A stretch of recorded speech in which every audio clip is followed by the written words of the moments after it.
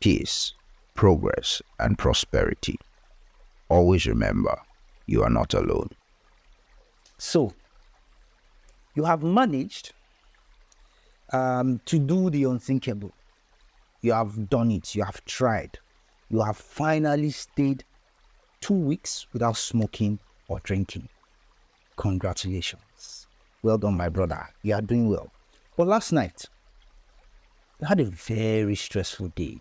And you felt like, you just needed to relax and reward yourself and have like one shot of tequila. And then before you know it, you are 4-5 shots in. And then you're topping it off with 3 to 4 or maybe even 5 bottles of beer, depending on your, what's it called, your level of alcohol management. And, one for the road. You take, a double shot of whiskey, and that was it. You relapsed again.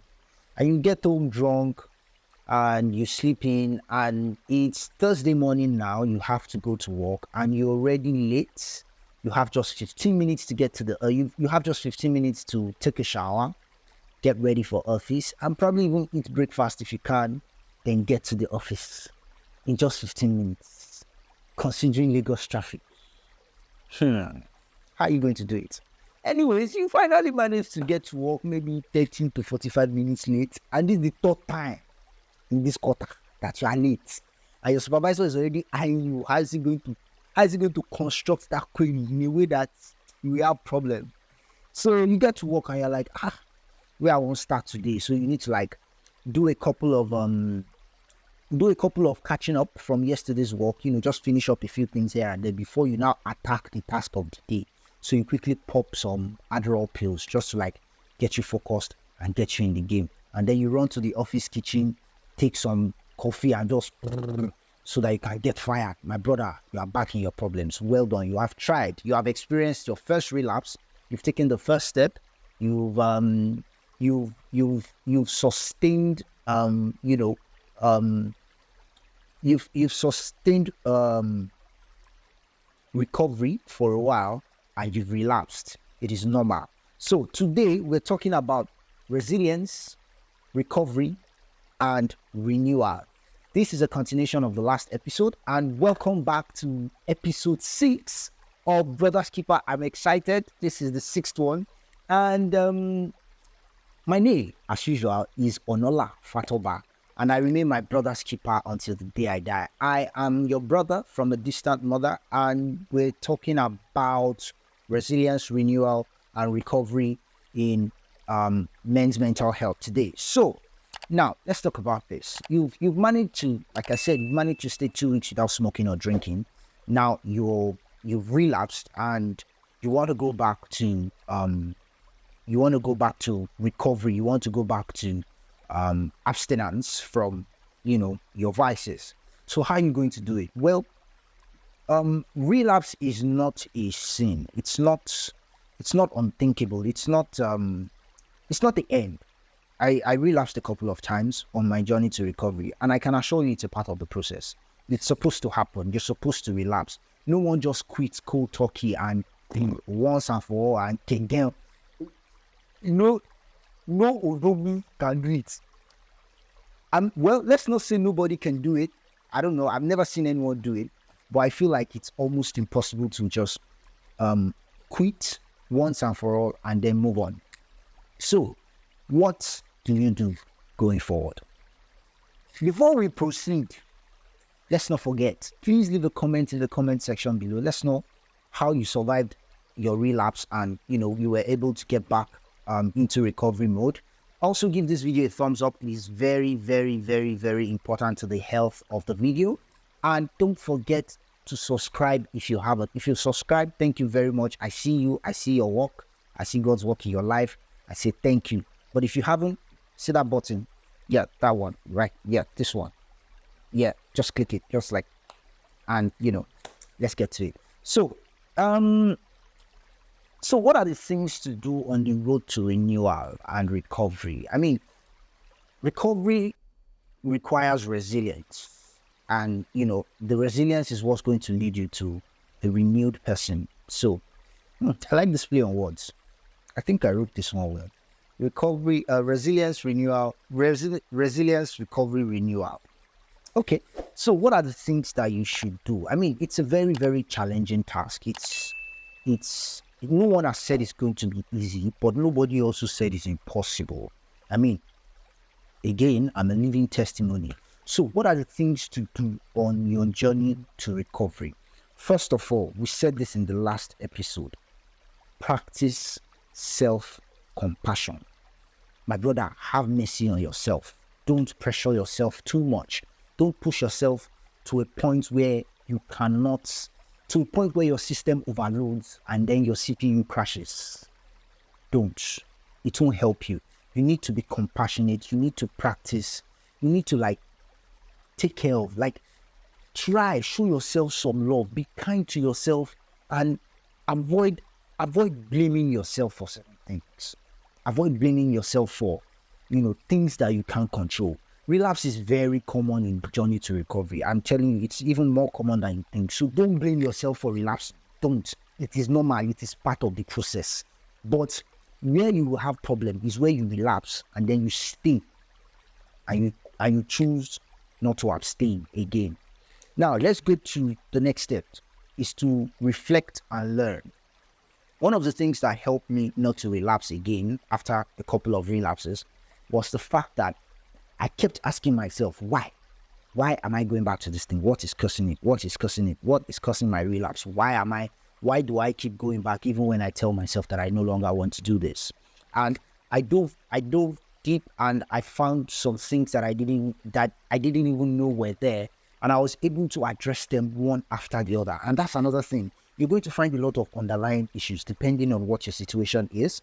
And if you choose to attack everything head on, I tell you again, you're going to be overwhelmed and you're going to give up even before you start. What you need to do is pick it off one bit at a time. Again, let me quote the wisdom of the Yorubas. They say, if you're going to eat moi moi, this beans pudding, you have to take it from the little places, the edges, the smaller parts, because there's a way they wrap it in the leaf, and it comes out in a, I don't know how to put it, in a funny looking shape where some parts are slimmer and the other end is thick and big. So when you want to eat moi moi, you kind of start from the edges, the smaller part, so that you don't make a whole mess of the the meal, and then before you get to the big part, and by that time you're already filled. So basically it applies in this sense that for you to get to the attack, for you to address everything, you have to start from the little problems, the minor ones, the ones that seem irrelevant. Those are the ones that you should actually tackle first. Otherwise, if you go to the big ones or the major ones or the serious ones, the smaller ones still be there, and by the time you finish tackling the big ones, you don't have energy you don't even have energy again to address the smaller ones, and then the smaller ones will now grow and become the big ones. So you also need to reach out for support. I feel like one of the things that can help you is asking for help, reaching out, having a support network, asking for help and having a support network. A support network has a lot of benefits. We're going to talk about that towards the end of the video. But, therapy, counselors, friends, family, close ones that you can be vulnerable with. Let them know what is happening. Let them know that you need help. And, they will have some kind of guidance and encouragement that, can help you push through to the end. I had some of that in my journey to recovery. And I can tell you that despite how little it was very, very, very, very helpful. It was actually very helpful. Sorry. Another thing is to reevaluate your plan. Think about what you're doing. Review your relapse prevention plan. Is it working? If it's working, then you shouldn't be relapsing. Or if it's working, you shouldn't be relapsing as much. So review your relapse prevention plan. How well has it served you? And what are the things that you need to tweak in that plan? You need to check, do you need to add additional strategies, or do you need to tweak some of the strategies that you're using? Also, renew your commitments, my brother. Renew your commitments. That's another point that helps you. So you relapsed already. Okay, fine. Don't beat yourself about it. Pick yourself up and get going. Like, okay, I don't F up. What's the way forward? Pick up and go again. Now, you also need to practice mindfulness, avoid isolation, and develop healthy coping mechanisms. We've talked about it in the previous episodes, but here we're going to delve in deeper into some of these things. Meditation, exercise, things that exert you physically. That's number one. Number two, avoid isolation. If you know that when you are alone, that's when the devil on your shoulder will start carrying loudspeaker and saying, oh yeah, let's go and party, get high at this. My brother, stay away from that devil by going out and spending time with people of like mind who can add value to your journey. Now, you also need to celebrate small wins. I've said that before. So you've gone 10 days without drinking or smoking. Well done. Like, actually well done. It's not freaking easy. You've tried. You've gone a whole year. You've gone 3 months. You've gone 6 months. You've gone 9 months. You've gone a whole year. You've gone 2, 3, 4, 5 years. Trust me, you are doing well. Even if yours is like you've gone 30 minutes or a day without smoking, or subscribing to your addiction or your vices or your substances, trust me, you are trying.